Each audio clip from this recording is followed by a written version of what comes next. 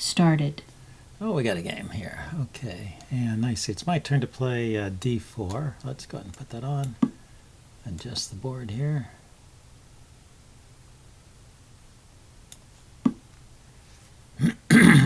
The Dutch defense.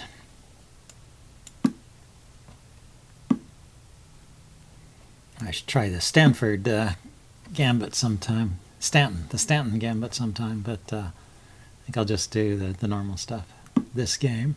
I think this is the first time I've faced the Dutch in this series. So I think this is called Leningrad.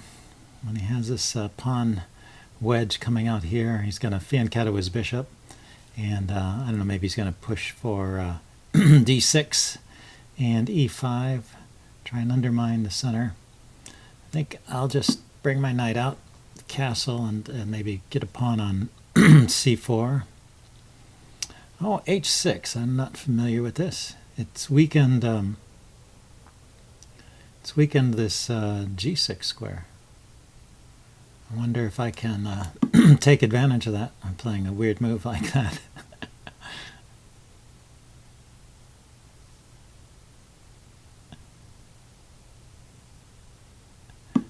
Just hitting g6. Now g6, I can still play knight g6. Is it any good? He would probably move his knight, and then I could win this strong bishop. Or he could move the bishop, and I could win the rook. Yeah, it seems worthwhile to me. It's a little dangerous to make so many moves in the opening with one piece. So definitely there's a danger I could fall behind in development. But that's a strong bishop in this setup. You know, he's gone to a lot of trouble to move his pawns out of the way. So I think that was probably a good maneuver for me.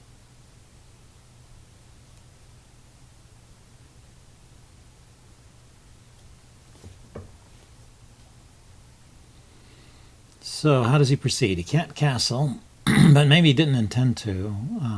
Although I think it's normal to castle in that setup. Get the king. Well, his rook is already on the f file. He can win that pawn. I can win it back with a check. Pick it up. So I'm going to ignore that for now. Okay. Now, do I want to take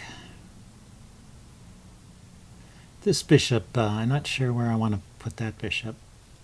It's hitting on a hard stop here on g5.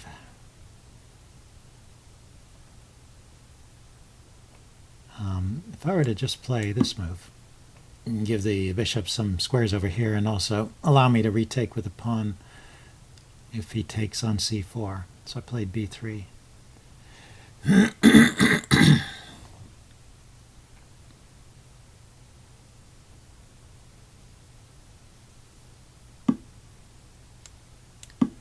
Let's take back. This is defended still. That's not. Okay. So he's attacking it right away. I can play d5, it looks like.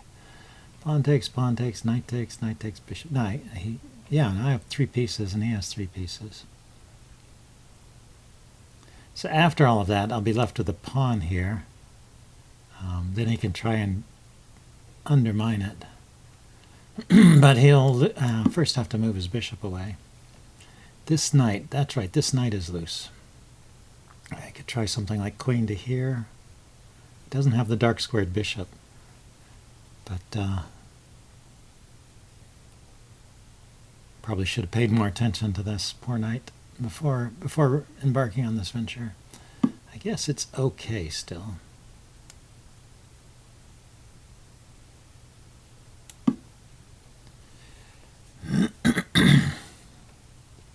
So if the queen comes out and it pins the knight, I can play my own queen to d2, unpinning and then maintaining a defense on this pawn.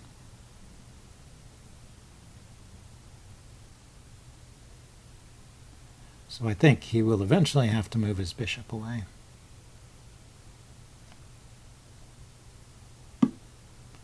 Okay. So now, should I castle? Get out of those checks and then maybe push e4. Try and weaken these pawns here.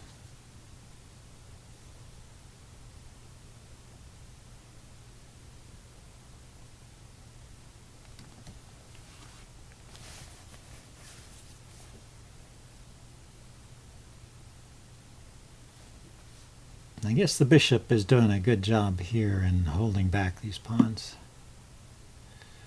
for the moment. Okay, so now this knight can come forward and attack pawn.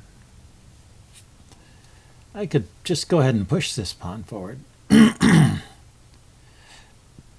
I could throw in the move e4 first. Let's see, is there anything I should be calculating here? The bishop to here, attacking that pawn. Pawn forward, pawn takes, then bishop here. He can defend it by moving his bishop out of the way or moving his queen to the side. So I don't see that. His weakness here, this is defended by the rook. It's defended by a pawn. I guess, oh, that's what it does. If I push this pawn forward, it opens up this diagonal. That's worth consideration. Might be worth something. And anyway, I didn't want to be stuck forever defending that pawn.